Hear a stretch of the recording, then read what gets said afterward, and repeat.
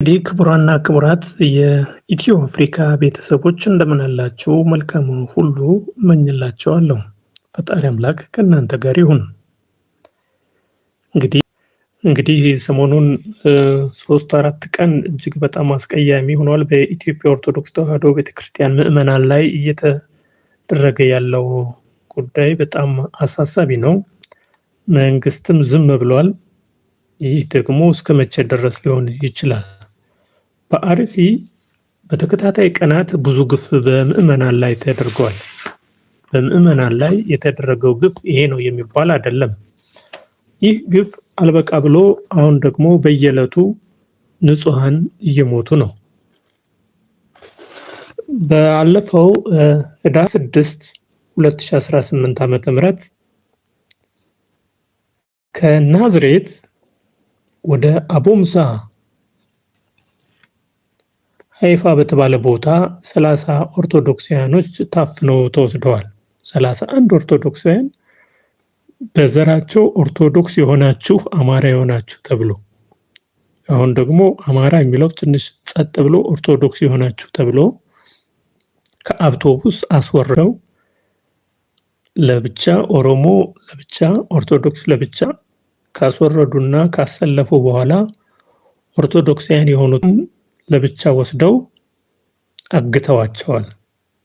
አሁን በምን ሁኔታ ላይ እንዳሉ አይታወቅም። ግን እዛ በነበሩ ሰዎች ውስጥ አንዱ ከሰልፉ መሃል እኔ ኦሮሞ ነኝ ብሎ ከሰልፉ መሃል ከወጣ በኋላ የተናገረው ነው። 31ዱ ታፍነው ተወስደዋል። ከሄዱ በኋላ ግን የት እንደደረሱ አይታወቅም። ሆኖም ግን ከመኪናው እንደወረድንና መኪናው ትንሽ እንደሄደ የተኩስ እሩምታ ተሰማ። የተኩስ እሩምታ በጣም አሳሳቢ ነው። እጅግ በጣም አሳሳቢ የሆነ ጉዳይ ነው። በየጊዜው 1-2 እየሆነ በቃ እየተለመደ ሄደ። በኦርቶዶክሳውያን ላይ ሞት እየተለመደ ሄደ። ያ የደቡብ ህዝብ አካባቢ ደግሞ አማራ ያቀናው ሀገር እንደሆነ ይታወቃል። ሆኖም ግን ይሄ አማራ፣ ኦሮሞ፣ ትግሬ የሚለው እንተውና በኦርቶዶክሳውያንም ብቻ ሃይማኖታችን ጉዳይ ብቻ እናውራ። እንግዲህ ከነዚህ በጥይት ተኩስ ከተሰማ በኋላ እንግዲህ ተኩሱ ወደ ላይ አይደለም የሚል ነው። ወደ ላይ ካልሆነ ደግሞ እንግዲህ ሰዎችን ገለዋቸዋል ማለት ነው። ይህ በጣም አሳሳቢ ነው። ለማን ይነገራል? ለማን ይጠየቃል? ኦርቶዶክሳውያን አሁን ሁሌ በግፍ እየተገደሉ ነው ማለት ነው። መስቀል ያለው እየተገደለ ነው ማለት ነው። ወደ ሰሜኑ ክፍል ከዚህ በፊት ወደ ትግራይ እንደዚህ አይነት ጉዳይ ተፈጽሞ ነበር ተብሎ ነበር። ሃይማኖታዊ ጉዳይ ሳይሆን የብሔር ጉዳይ ሆነ ተባለና የሰሜኑ እንደ ቀላል ነገር ብዙ ህዝብ አልቋል፣ ግን በብሔር ተብሎ አለፈ። አሁን ግን ወደ ደቡብ ያለው ደግሞ ኦርቶዶክሳውያን ያነጻጸረ በኦርቶዶክሳውያን ላይ ያነጻጸረ ነው። ስለዚህ እነዚህ 31ዱ የት እንደደረሱ አይታወቅም፣ ግን በአብዛኛው ሙቶ ሊሆን ይችላል። ተኩሱ ሩምታው አስፈሪ ነው የሚል ነው። በሚገርም ሁኔታ ደግሞ በዛው አካባቢ በዛው ባርሲ አምቦብሳ ስብሰባ ተደርጎ ነበር። ስብሰባ ደግሞ እነዚህ ከዚህ ሄዱት እነ ዶክተር አለሙ ሰሜ ተገኝተው ነበር። ከእነ ዶክተር አለሙ ሰሜ የአርሲ ወረዳ አስተዳደሩ፣ የቀበሌ ገበሬ ማህበሩና ሌሎችም ከፖሊስ ከተለያዩ የተወጣጡ ሄደው ነበር። ሄደው አይተዋል፣ ጉዳዩን አይተዋል። ግን በሚገርም ሁኔታ ነገሩ ሌላ ጉዳይ ሆነ። አሳዛኝ ነው፣ እጅግ በጣም አሳዛኝ ነው። ሌላው የሚያሳዝነው በዛ ቦታ መጥተው ሲመለሱ መንገድ ላይ መኪና ተገልብጦ አደጋ ደርሷል የሚል ነገር አለ። አደጋው እነዚህ ለስብሰባ የሄዱት ናቸው የሚል አለ። ግማሹ ደግሞ ለስብሰባ የሄዱት ሳይሆኑ መንገድ ላይ የሆነ ነው የሚል አለ። ግን ሾፌሩ ሞቷል። አብረው ከሄዱት ባለስልጣን አንዱ የወረዳ አስተዳደሩ ወይም እንደዛ ቆስለዋል። እነሱ ደግሞ ወደ በቅርቡ ወደሚገኝ ሆስፒታል ወደ አዳማ ሆስፒታል ሄደዋል። ሾፌሩ ወዲያውኑ ሲሞት ሌሎቹ ባለስልጣን ወደ አዳማ ሆስፒታል እንደሄዱ ተነግሯል። ይህ በጣም አሳሳቢ ነው። እንግዲህ የሞተውንም ነፍስ ይማር። መቼም እነሱ ገደሉና ገዳይን ነፍስ ይማር እንጂ እኛ እንደነሱ ሙቱ አንልም መቼም።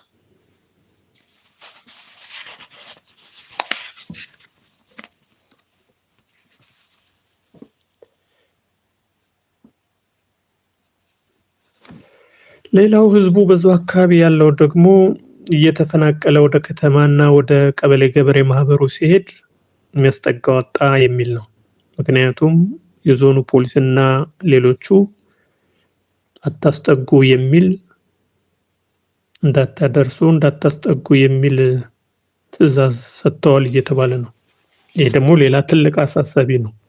ሰው እንዳይጠጋ እንኳን ወደዛ እንዳይጠጋ እንኳን እንዲህ ከተደረገ ከባድ አሳሳቢ ጉዳይ ነው።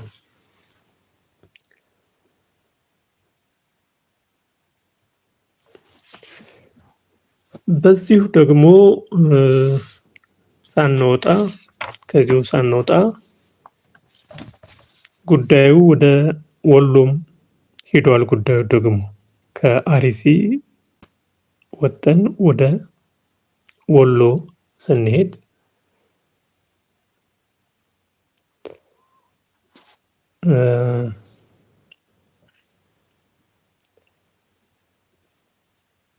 ወደ አርሲ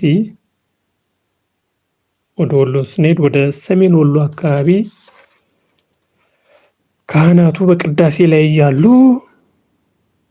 ሞቱ፣ ተገደሉ የሚል አንድ በጣም የሚከነክን አሳሳቢ የሆነ ጉዳይ ተሰምቷል። እጅግ በጣም አዝነናል። እንግዲህ ካህናት በቅዳሴ ላይ ያለ ከውጭ በተተኮሰ ጥይት ነው የተመቱት። ከዚህ ውስጥ አንዲት ሴት አቃቢቷ እማሆይ ስመኝ ታረቀኝ ወዲያውኑ ሞተዋል አሉ። ነፍሳቸውን ይማር። ወዲያውኑ ህልፈታቸው ወዲያውኑ ሞተዋል። ሁለተኛው ቀዳሹ ቄስ ቆስለዋል የሚል ነገር ይሰማል። በሰሜን ወሎ መቄት ወረዳ አንችም ስላሴ ቤተክርስቲያን ነው። በአንችም ስላሴ ቤተክርስቲያን ነው። ይህ ህዳር 5 2018 ዓ.ም ህዳር 5 ከትላንት ወዲያ ማለት ነው። በሰሜን ወሎ መቄት ወረዳ ነው ይሄ ጉዳይ ሆነው።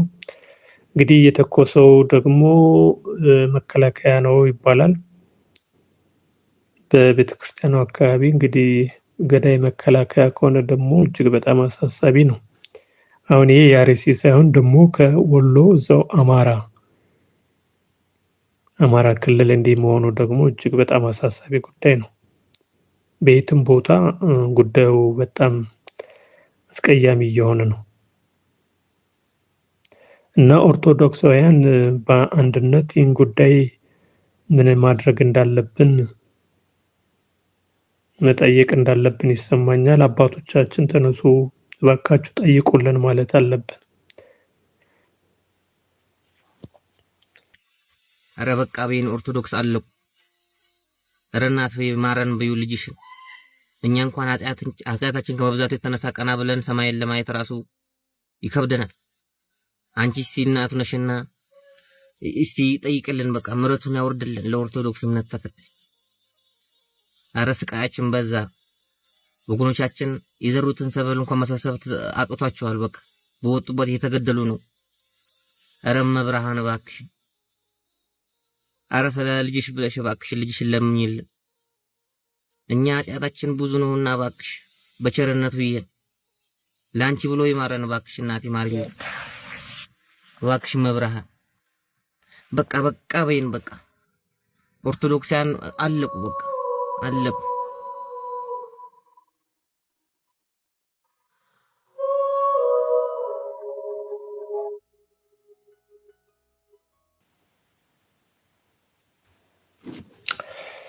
እሺ ሌላው ደግሞ ምንድነው እየሆነ ያለው? ከወሎ ጉዳይ እንዲሆነ ብለናል። የወሎን አወርተናል።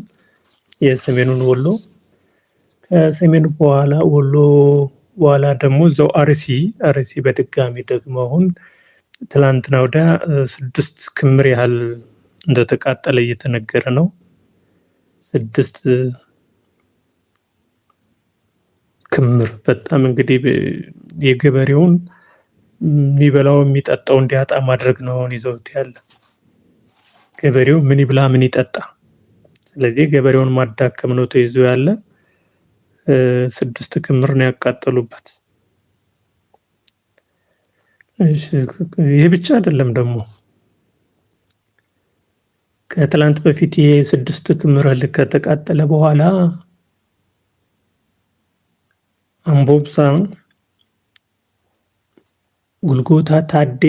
ጉልጎታ በሚባል ቦታ በአምቦምሳ ጎልጎታ ይመስለኛል። አምቦምሳ ጎልጎታ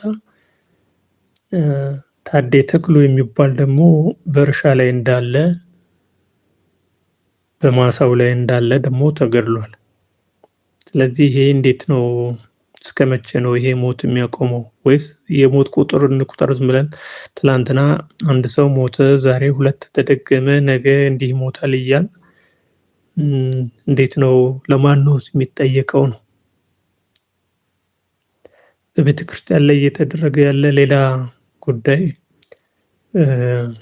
አንድ ሰው ተነስቶ ጳጳሱን ተሳድቧል። ቆሻሻ ስድብ። ምናልባት ሰውየው 10 ሃይማኖትን የሚቀያየር ምናምን ነው ብዙም አይደንቅም። ግን ዋናው ማወቅ የሚገባን አጀንዳ ለማስቀየር የተደረገ ነው። እኛ ደግሞ እንደዚህ አይነት ትንንሽ አጀንዳዎችን ማየትም መስማትም የለብንም። እንረሳዋለን።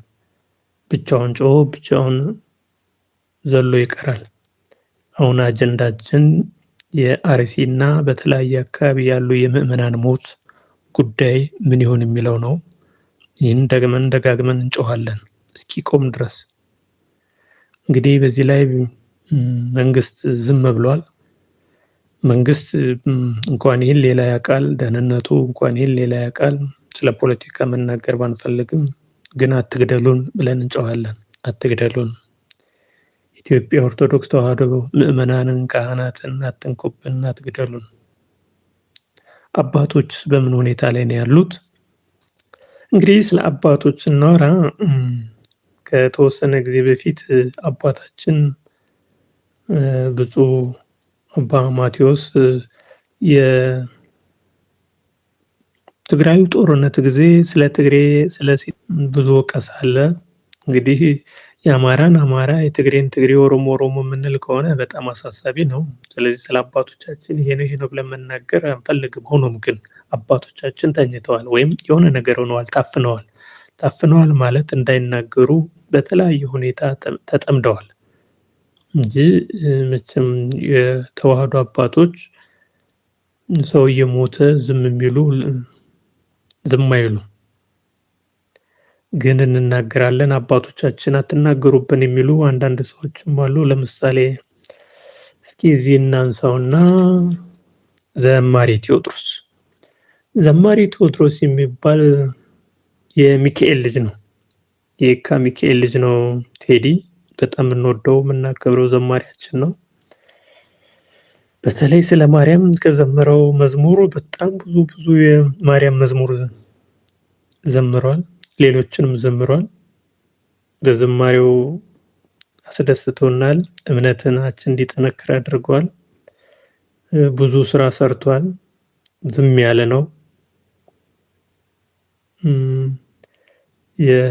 ልጅ ነው ግን እንደ ትልቅ ስነ ስርዓት ይዞ እንደ ካህናት የሻሽ ጠምጥሞ ካባ አድርጎ ተከብሮ አክብሮ የሚኖር ወጣት ዘማሪ እንደሆነ ይታወቃል። እንግዲህ በብዛት የምናውቀው እኛ በየካ ሚካኤል ነው። ሰፈሩም እዛው አካባቢ ነው።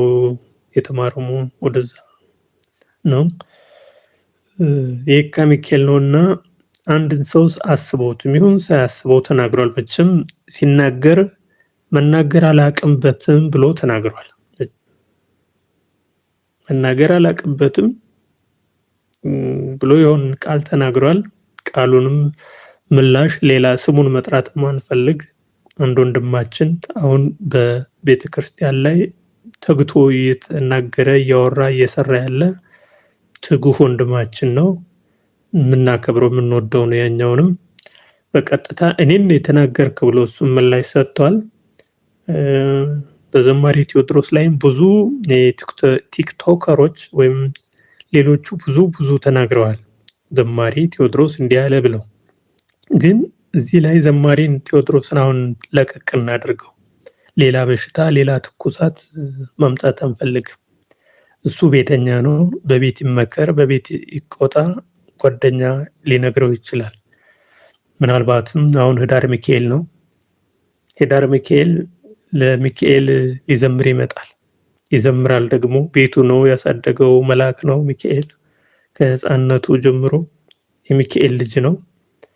ቴዲ እንግዲህ በዛን ጊዜ ይሄ ብዙ ሰው ያወራበትን እየጮህበትን ለምን እንዲህ አልክ፣ ለምን እንዲህ አልክ፣ የሞተው እኛ አባት በቀጥታ ማንን ተናገርን ብለው ብዙ ሰዎች በቴዲ ላይ አስተያየት ሰጥተዋል፣ ገስጸዋል። እንግዲህ ግሳጼያቸው የወንድምነት ነው ብዬ አስባለሁ።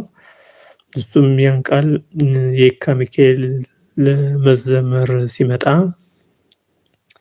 እንግዲህ ያስተካክለዋል ብዬ አስባለሁ። ወይም ይቅርታም ካለ እሰየው ደስ ይላል። ይቅርታም ካላለ ማስተባበያ ይሰጣል ብዬ አስባለሁ። በዛን ጊዜ ማስተባበያ ይሰጣል ብዬ አስባለሁ። ዘማሪ ቴዎድሮስ ዝማሬ መላእክት ሁሌ ያሰማን። ደግመ ሌሎች ጡም ዜማዎችን ታሰማን ዘንድ እንወዳለን እንፈልጋለን።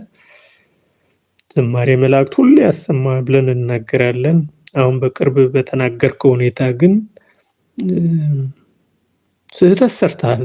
ስህተት ነው መቼም ማንም እየተነሳ ብለው የሚለው አንዳንዱ ቃሉ በተለይ ግን ስህተቱ እንደ ስህተት አናየውም። ከሰራኸው ከዚህ በፊት ብዙ ነገር የሰራኸው በዝማሬው ካለህ ክብር እንደ ዘማሪ ብቻ ሳይሆን አባት ተረጋግተ ሌሎችን የምታረጋጋ በድምጽ መልካም ሰው ነህና ዘማሪ ቴዎድሮስን በጣም እናመሰግናለን፣ እናከብራለን። በተቻለ አቅም ግን በቤትህ ስትመጣ የካ ሚካኤል ስትመጣ ስትዘምር ያኔ ስለዚህ ሰው ወይም ስለተናገርከው ነገር ማስተባበያ ብትሰጥ መልካም ይመስለኛል። ከወንድምነት አንጻር ነው የምናገረው። ወይም ይቅርታ በመጠየቅ መልካም ነው። አልጠይቅም ምንም ካልክም መብት ነው። ግን ነገሮች ሰላም እንዲሆኑ የበለጠ ክብርህ እንዲጨምር ይህን ብታደርግ መልካም ነው። በተረፈ ቴዲዬ ሌላ ዝማሬ አሰማን ብለን እንጠብቃለን። የካ ሚካኤል ነው እንግዲህ አሁን ፊታችን ያለው ታላቁ በዓል። በዛን ሰዓት የካ ሚካኤል እንጠብቃለን። በዚሁ አጋጣሚ የካ ሚካኤል ምዕመናን በየካ ሚካኤል አንድ ትልቅ የየካ ሚካኤል አባቶች የሚሰሩት ስራ አለ። በአሁኑ ሰዓት ቤተክርስቲያን በጣም በብዙ አስቀያሚ ሁኔታ ላይ ነው ያለች። አንዳንዱ የቤተክርስቲያን እሽቅድድም እኔ ትልቅ ቤተክርስቲያን የቤተክርስቲያን እሽቅድድም ነው ያሉት። ሆኖም ግን የየካው ሚካኤል አባታችን ትልቅ አባት ናቸው፣ ጎበዝ አባት ናቸው። ቤተ ሰሊሆም የሚባል ሆስፒታል ለመስራት በዝግጅት ላይ ናቸው። ዝግጅታቸውንም አጠናክረው የመሬቱ ቁፋሮ አልቆ በ408 ሚሊዮን ነበር በእለቱ ቦታው ደርሰን ዘግብ ያለው። የመሬቱ ቁፋሮ የውስጠኛው ተጀምሯል። ብረት ምናምን ወደ ውስጥ ገብቷል። ለሁለተኛ ጊዜ ሄጄ አይቼዋለሁ። እጅግ በጣም ጥሩ ነውና ቤተልሔምን ሀገር ውስጥም ውጭ ሀገርም ያላችሁ አግዙ ወይም እርዱ እላለሁ። በሌላ አንድ ቪዲዮ እሰራለሁ በዚህ ሁኔታ እና በዚሁ ህዳር ሚካኤል እየመጣ ነውና በዛው ለማስታወስ ያክል ነው። ቤተልሔም እንስራ፣ ሆስፒታላችን የኛ ነው። እንግዲህ ቤተክርስቲያን ሌላው ደግሞ የአንድ አባት ንግግር ነው። አባታችን ታላቅ አባታችን ጠንካራ አባታችን ናቸው። ካሉን አባቶቻችን እንግዲህ አንድ 5 6 በቁጥር 5 ወይም 6 ካሉት ጳጳሳት ውስጥ እንግዲህ ከ40 በላይ ናቸው። አሁን በየጊዜው ነው የሚሾሙት። ግን በዋናነት ከ5000 10 ቢሆኑ ብለን ብናስብ ከማይናገሩት ዝም ካሉት ጨምረን እንዳሰር ናቸው ብንል ከነዚህ ውስጥ አንዱ ከሆኑት አንዱ ወይ ሁለቱ አቡነ አብርሃም ናቸው። አቡነ አብርሃም 2 አቡነ አብርሃም ነው ያሉት። እኛ እያልን ያለው የአቡነ አብርሃም የባህር ዳሩን ሀገረ ስብከት ኃላፊ ከዚህ በፊት የኢትዮጵያ ኦርቶዶክስ ተዋሕዶ ስራ አስኪያጅ የነበሩት አባት ናቸው። አንድ የሆነ ሲያስተምሩ ሂድ ይሉኛል አይነት ሂድ ይሉኛል፣ ምራ ይሉኛል፣ እኛ አባቶች ሂዱ ሙቱልን ይላሉ። ወንድ የሆነ ሰው እስኪ ይምጣና አብሮኝ ይሙት፣ እኔም እሄዳለሁ፣ እኔ እመራለሁ፣ እናንተ ተከተሉኝ ብለዋል። ንግግሩ ጥሩ ይመስላል፣ ግን ይህንም ከሳቸው አልጠበቅኩም ለጊዜው። ምክንያቱም እየሞተ ያለው ማን ነው? አሁን አባት ነው ወይስ ምእመናን ነው እየሞተ ያለው?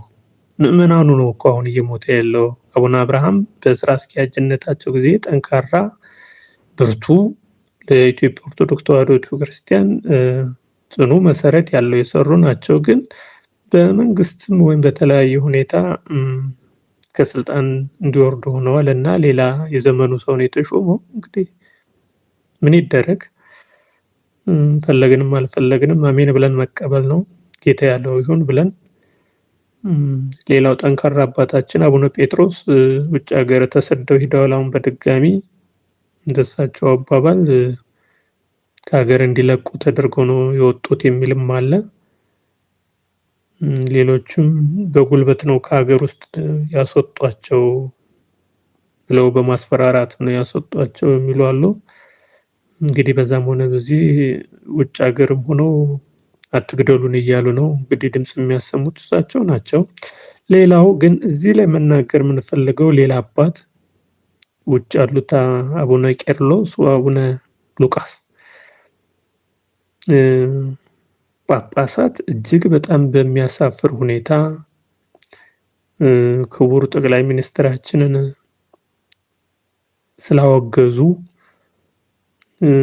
የምንም አይነት የስራ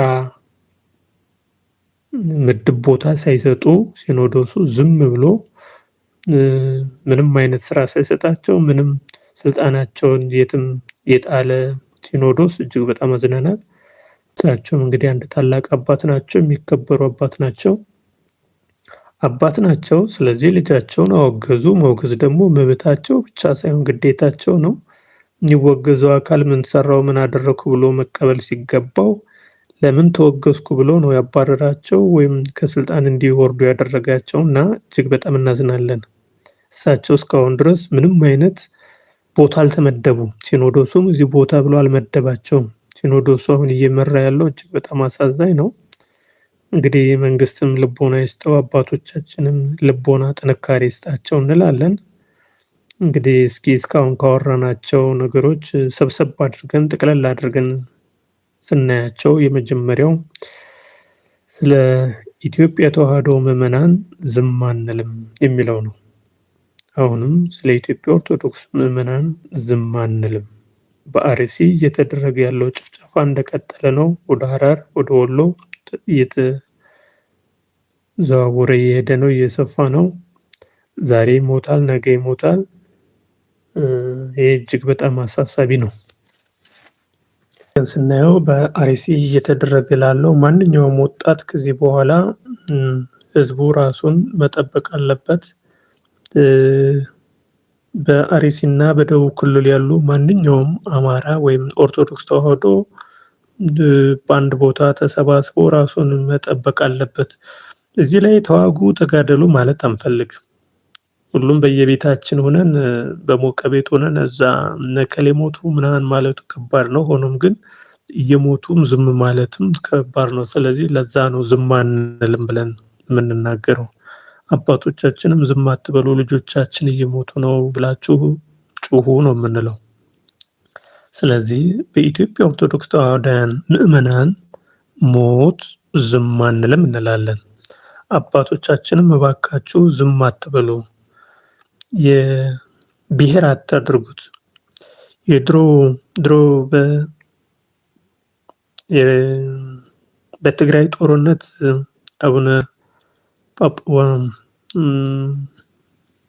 አቡነ ማትያስ አባታችን ብፁዕ አቡነ ማትያስ ለትግራይ ሴቶች አደሉ ተብሎ በጣም ተጮሆ ነበር። ለትግራይ ሲሆን ይጮሃሉ ለአማራና ለሌላው አይጮሁም ተብሎ እጅግ በጣም ጮህት ነበር። ኋላ ደግሞ አቡነ አብርሃም እና አቡነ ጴጥሮስ ደግሞ ስራ አስኪያጅ ስለሆኑ የትግሬ አሁን አማራ ላይ ደግሞ ለአማራ ቆሙ ተብሎ ጮሆ ነበር። አሁን ግን አማራ የሞተ ኦሮሞ ነው ያለና ማን ይናገርለት ሆነ ነገሩ። እኛ ግን ይሄ የአማራ የኦሮሞ የትግራይ መባሉን አልወደውም። እኔ የኦሮሞ ጳጳስ የአማራ ጳጳስ የትግራይ ጳጳስ እየተባለ በብሔር መከፈሉ እጅግ በጣም ያለያየናል ያጋድለናል እንጂ ሌላ ምንም ጥቅም የለውም። ስለዚህ አሁን ላሉት በአርሲ ላሉት ግን ሁላችሁም አባቶች ተነሱ ባካችሁ፣ ህዝቡ እያለቀ ነው እየሞተ ነው። ማንኛውም ምዕመናን ይህን እኔ ለኢትዮጵያ ተዋህዶ ምዕመናን ሞት ዝም አልልም ብሎ መነሳት አለበት። ህብረት ያስፈልጋል። መንግስት ግፊት ካልተደረገበት ጭራሽ ሞቱን ይፈልገዋል። ምክንያቱም የአጀንዳ መቀየሪያም ሊፈልገው ይችላል። በሰሜኑ ክፍል ያለውን ጦርነት እሳት እንደሆነ ነው። አሁንም ወደ ኤርትራም ለመነሳት ወዲህ የሚል ነገር አለ። አሁን ፖለቲካውን ተውና ይህን ድምፅ ወደዚህ ለማስቀየር ሲል ነው። አሁን ደግሞ ሌላ በኦርቶዶክሳውያን ላይ ሁሉ መከራ እየደረሰባቸው ያለው። ስለዚህ ይህን ለአባቶቻችን ነገር ነው እያልን ያለው። አባቶቻችን እንናገራለን። በኦርቶዶክሳውያን ላይ የሚደርሰው ግፍ በደል ይቁም። አሁንም በኦርቶዶክሳውያን ላይ እየደረሰ ያለው ግፍ ይቁም። ሁላችንም የተዋህዶን ሞት ዝም አንልም። ፈጣሪ አምላክ ከሁላችንም ሀገር ውስጥ ያላችሁ ውጭ ሀገርም ያላችሁ እባካችሁ ራሳችሁን ጠብቁ። የተዋህዶ ልጆች ራሳችሁን ጠብቁ። አንድነት ይኖረን። ጾም ጸሎት ያስፈልገዋል። ይሄ መጾም ጸሎት ነው ዋናው ምላሹ እንጂ ከመንግስት ጋር መታገሉ ከገዳዮች ጋር አብረን እንጋደል ማለቱ የሚሆን አይደለም። ይሆናል ግን እንዲህ ዝም ብሎ የዶሮ ሞት አንሞት። እየጸለይን እየጾምን እየጸለይን ለጌታ እንጠይቃለን። ግን ምላሽ የለም። ኤኒዌይ የገባህ እስኪ ላይክ ሼር ሰብስክራይብ እያደረጋችሁ ደግሞ እኛ ስለ ተዋህዶ ምዕመናን ሞት ዝም አንልም እንላለን። እናንተም ዝም አትበሉ። ጳጳሳት አባቶቻችን ዝም አትበሉ። ምዕመናን እየሞቱ ነውና በተለይ በደቡብ ክልል እየተደረገ ያለው እጅግ በጣም አሰቃቂ መጥፎ ሁኔታ ነው። ሰው በቤቱ በፍርሃት ተጅቦንቡኖ ነው መጡ እያለ ነው ያለ። በሚገርም ሁኔታ ደግሞ ለቆ የጠፋም አለ ተሳዶ በረሃ ለበረሃ ዛሬ መጡብን ነገ መጡብን እያሉ በረሃ ላይ የሚኖሩም አሉ። በረሃ ላይ ደግሞ ጅብም የሚበላው አለ፣ አውሬ የሚበላው አለ፣ ታፍኖ የተወሰደ ደግሞ አለ። አፍነው ወስዶ ምን እንደሚያደርጉት እንግዲህ ፈጣሪ ይወቅላቸው። አንገቱን የሚያርዱም አሉ። እንደዚህ ላይ አንድ ምስል አቀርብላችሁ ነበር። አንገቱ የታረደ ግን ፎርማቱ ጥሩ አይደለም እና እነዚህ ደም መጣጮች ናቸው በብዛት እንግዲህ አስቀያሚ ነው ሁሉም ነገር እና ፈጣሪ አምላክ ከሁላችን ጋር ይሁን። ውጭ ሀገርም ያላችሁ ሀገር ውስጥም ያላችሁ የልዑል እግዚአብሔር ፈቃድ ይሁንና ይህን ጉዳይ ያስቆምልን። እናንተም ባላችሁበት ፍቅሩ ሰላሙን ይስጣችሁ። ይህ መጥፎ ጊዜ አልፎ ከደጉ ጊዜ ያድርሰን። ይሄ ጊዜ እንዲህ ነበር ብለን የምናወራው የሰላም ጊዜ ይስጠን እላለሁ። እንግዲህ ፈጣሪ አምላክ ከሁላችን ጋር ይሁን። ሰላም ሁኑ። ይህ የኢትዮ አፍሪካ ቻናላችን ነው። ላይክ፣ ሼር፣ ሰብስክራይብ እያደረጋችሁ መልካም ጊዜ። ኢትዮ አፍሪካ @ኢትዮ አፍሪካ 1 ጤና ይስጥልኝ። ሰላም ዋሉ። የየካ ሚካኤል ቤተክርስቲያን የሚያሰራው ህንጻ ቤተሰሊሆም አጠቃላይ ሆስፒታል አካውንቱ 1,76,40,87 ወይም 10,010,81,56,42 ቤተሰሊሆም አጠቃላይ ሆስፒታል የካ ሚካኤል በ405 ሚሊዮን ብር የሚገነባው የካ ሚካኤል ቤተሰሊሆም አጠቃላይ ሆስፒታል እንገንባ። ንጹሕ የሚሆን የአብ ቃል የማየው የመንፈስ ቅዱስም ቃል ከሰማያት የወረድ የሕይወት ምስት አንተ ነህ። ስለ ዓለሙ ሁሉ መዳን ነውር የሌለበት መሥዋዕት የምትሆን መናገርን አስቀደም።